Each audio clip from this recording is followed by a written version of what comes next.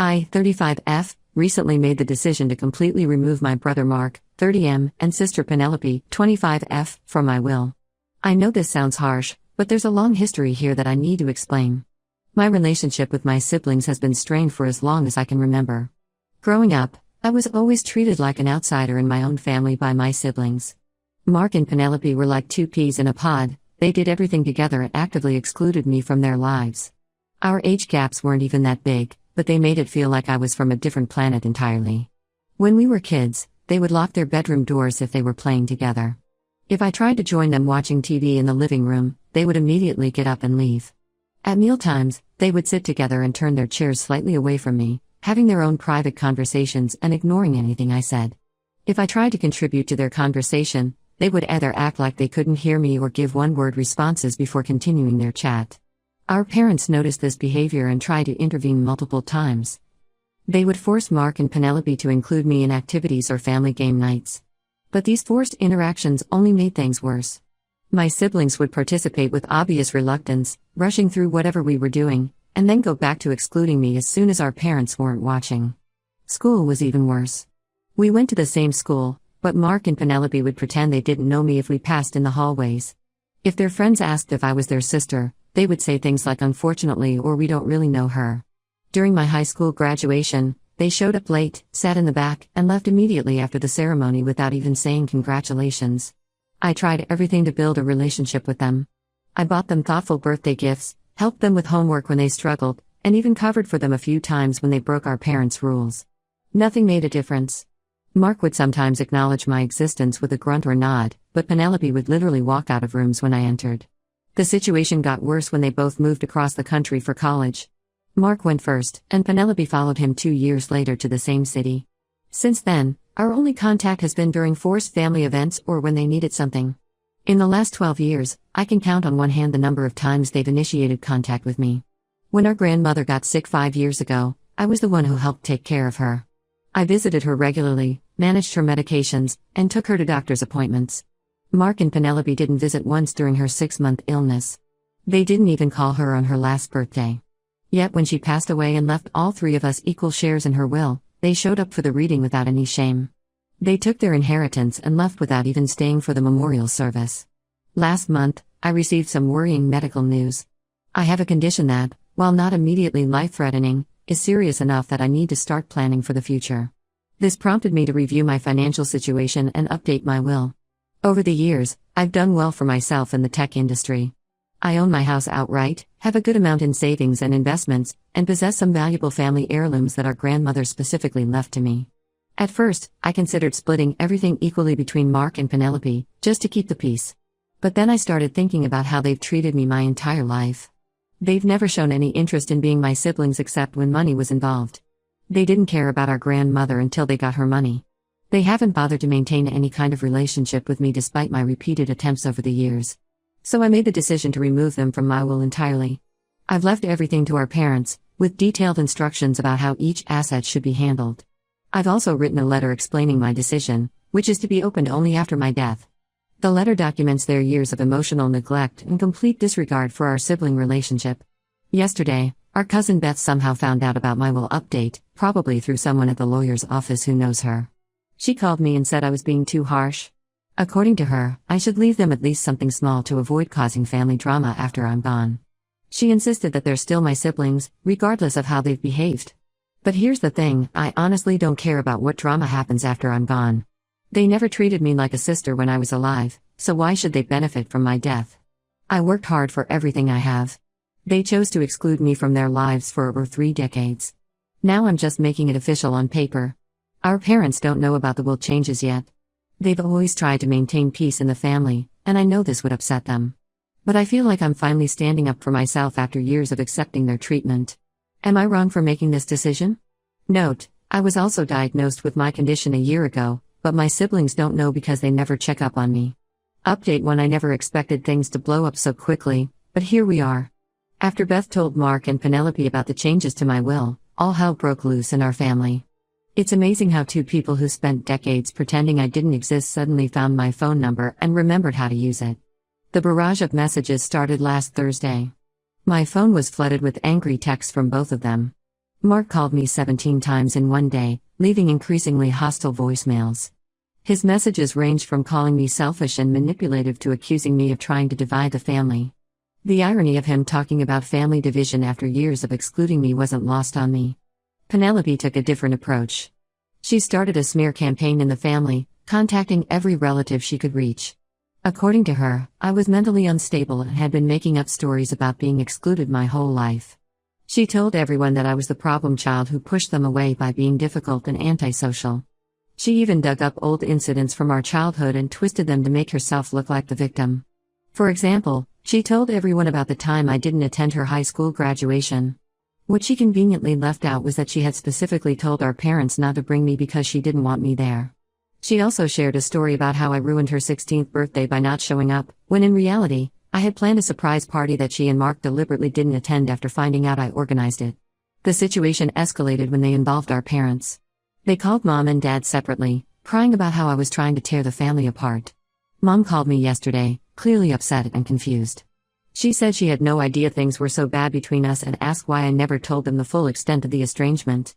I had to remind her about all the times she and Dad tried to intervene when we were younger. She claimed she thought we had grown out of it as adults, despite the obvious signs that nothing had changed. But Mark took things to a whole new level. He actually contacted my doctor's office, pretending to be concerned about my mental state.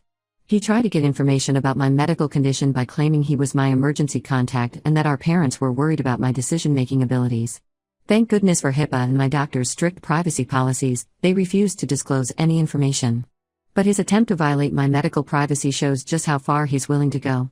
Penelope wasn't far behind in crossing lines. She started spreading rumors that I'm faking my medical condition for attention.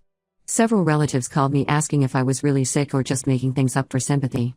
One aunt even sent me a lengthy email saying I should be ashamed for lying about a serious illness just to punish my siblings. I ended up having to send copies of my medical records to our parents just to prove I wasn't making everything up. The most surprising development came from Beth. She called me yesterday to apologize. When she first informed Mark and Penelope about the will changes, their immediate reaction wasn't concern about my health or wanting to make amends. Instead, they started calculating what they might lose financially and discussing how they could challenge the will. Beth said watching their reaction made her understand exactly why I made my decision. Our parents are caught in the middle of all this. Dad suggested family counseling, thinking it might help us work through our issues. But I declined. There's no point in forcing a relationship with people who only acknowledge my existence when they stand to gain something.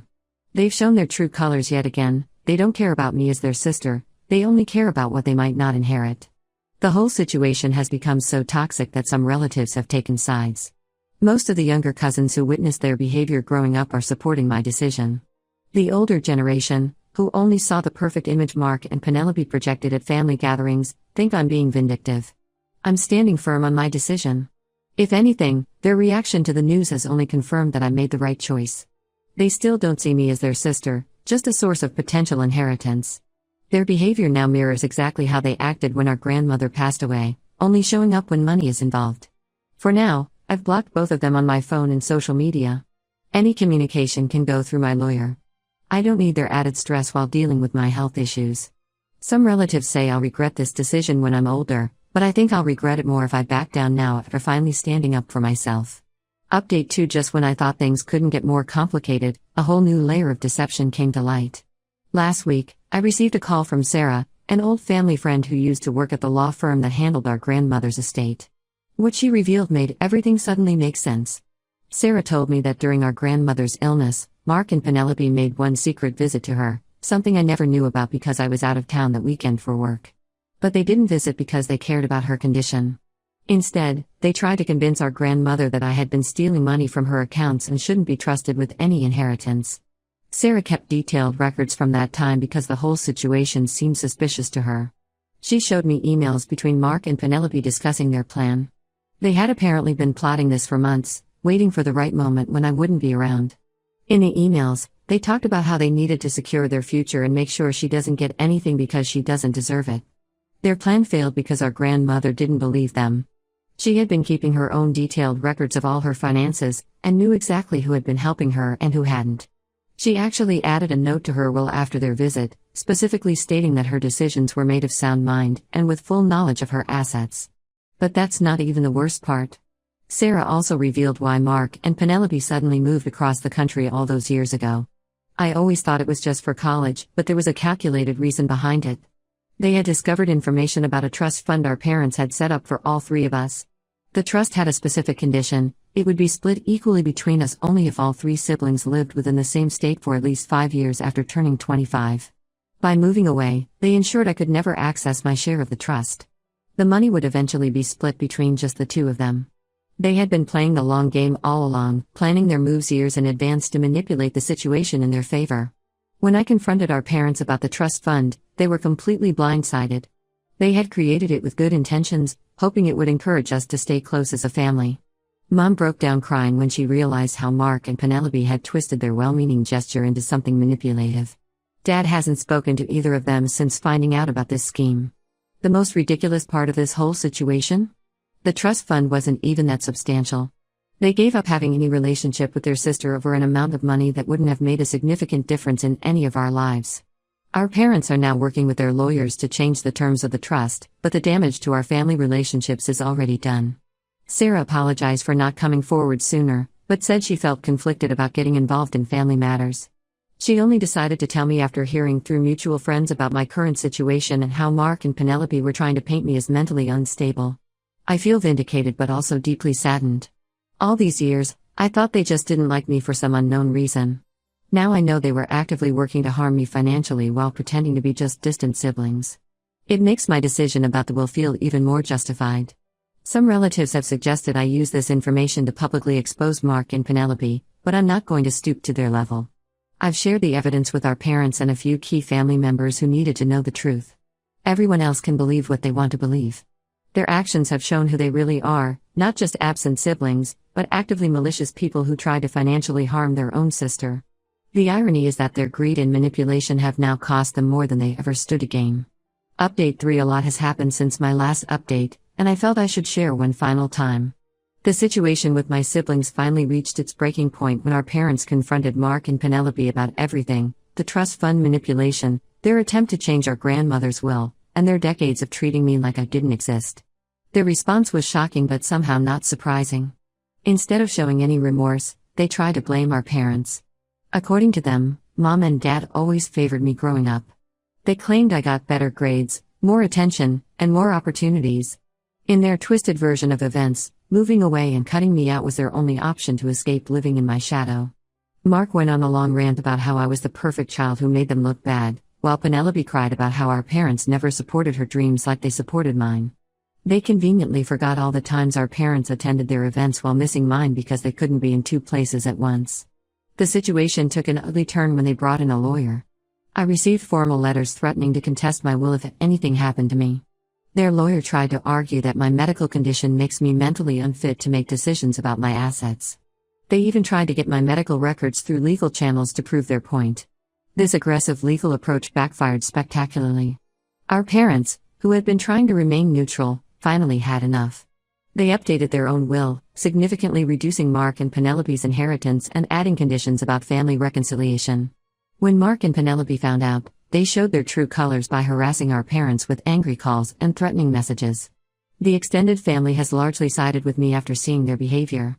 Even our aunt, who initially accused me of faking my illness, called to apologize after witnessing their recent actions. Several cousins have cut contact with them after learning about their schemes. My medical treatment is progressing well, and I've built a strong support system of friends who actually care about me. Our parents now spend holidays at my house instead of traveling to visit Mark and Penelope. Mom still gets emotional sometimes about how everything turned out, but she understands why things had to change. I've blocked both siblings on every platform and instructed my lawyer to handle any future communication. My will remains unchanged, they get nothing. Their latest actions have only confirmed that I made the right decision. They've shown no concern for my health, no remorse for their past actions, and no desire to repair our relationship unless money is involved. Sometimes the hardest part of moving forward is accepting that some relationships can't be fixed. Mark and Penelope made their choices long ago, and now they're facing the consequences. I'm at peace with my decision and focused on my health and the people who actually want to be part of my life. This will be my final update on this situation. Thank you to everyone who supported me through this journey. It's been a difficult few months, but I'm in a better place now, surrounded by people who genuinely care about me rather than what they can get from me.